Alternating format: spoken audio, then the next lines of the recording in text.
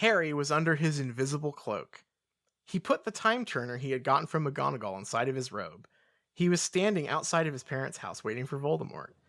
He had destroyed all of the Horcruxes. Voldemort would be vanquished tonight.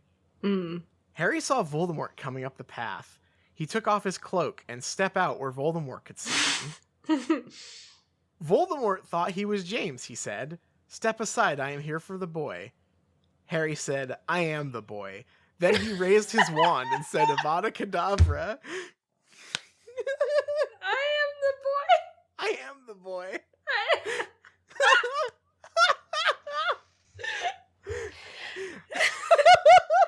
Yes, I'm so into this.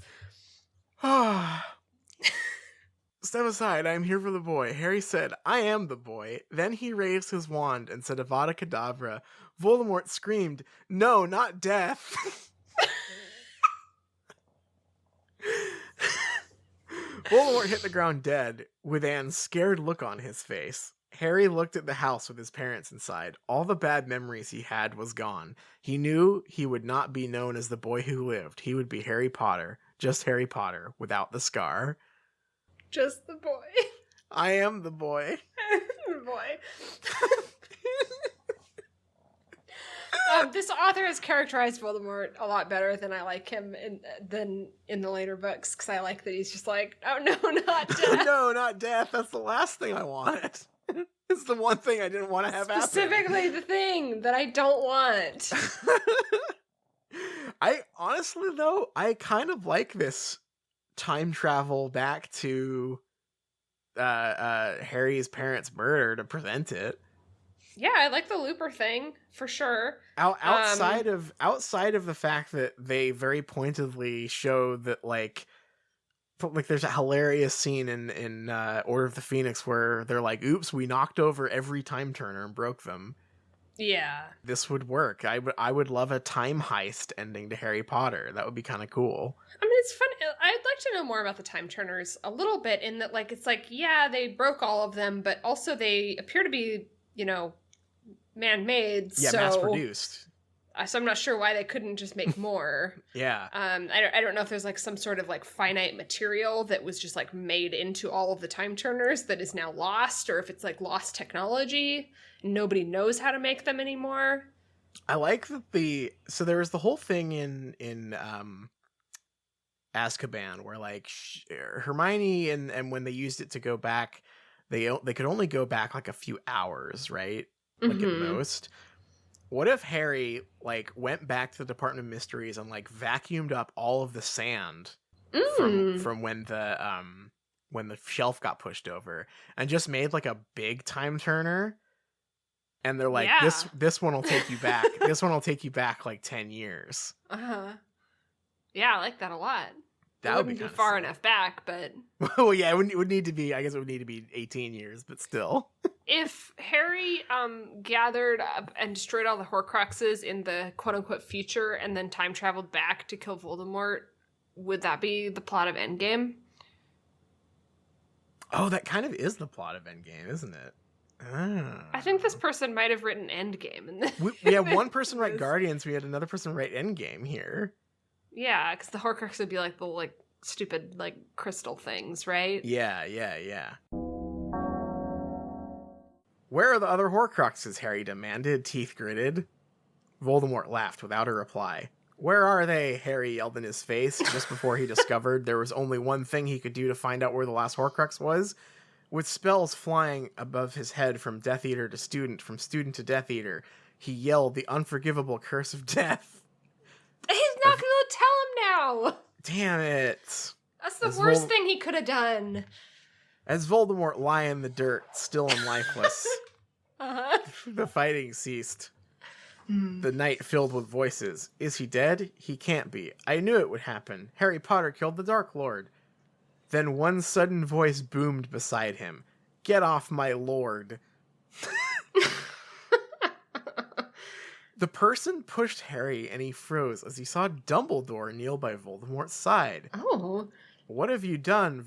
Dumbledore wept. My lord. Professor, what? He can't be your lord. You're dead. I'm not dead, you fool. Snape tried, but he couldn't kill me. Oh, shit. I'm the second strongest wizard alive. And then the reality hit him. Dumbledore was Voldemort's double spy, not Snape. Oh, shit. He was the one that let everything happen. It was Dumbledore. Yes. Harry turned his wand to Dumbledore, and they stood. Harry, Dumbledore started, you were like a son to me. I didn't want to get attacked. You were supposed to let me stop drinking in the cave. I could have gone back to my lord. You ruined me, and now he's dead. Avada Kedavra, Harry screamed at Dumbledore, and then Dumbledore's body was as dead as Voldemort's.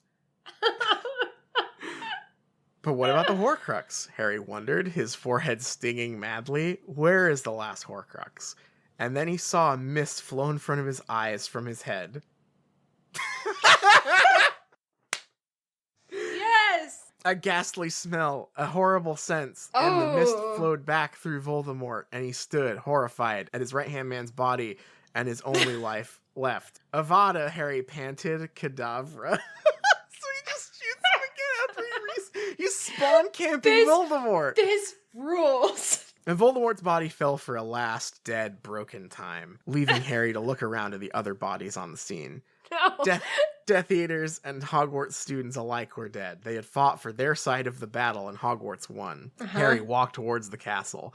Hearing the Death Eaters flee, the students too stunned by everything to move. Soon Ron and Hermione were by his side. Harry accepted Ron's hug and Hermione's after falling to the floor on his knees. Where's Snape? Harry sobbed, realizing how exhausted he was. I'm here, Potter. Severus Snape's cool voice echoed from across the hall.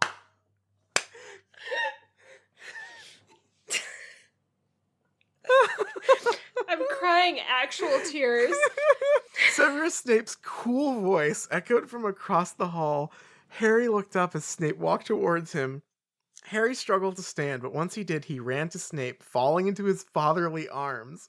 Snape held onto him like life itself. Neither of them ever found out what the other had been through, but they knew they were not enemies. To Snape, Harry was a son, and to Harry, Snape was the father he'd worked so hard for. James was not his father anymore. Sirius was not. Mr. Weasley was not. Dumbledore certainly was not. Soon Hermione hugged Ron, feeling a need to embrace someone.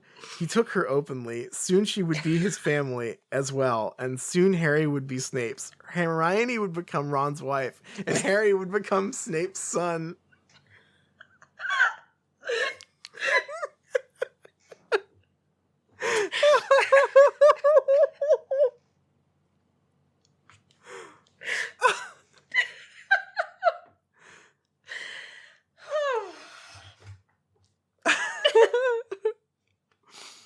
I think that might be the best one we've ever read.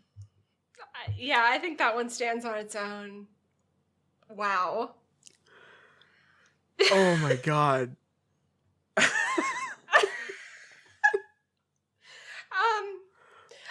I really like that this author picked up on the finding a father figure theme that J.K. Rowling didn't. I can't even. I have nothing to say. That's perfect. That's so beautiful. I'm printing that out and inserting it into the end of my book.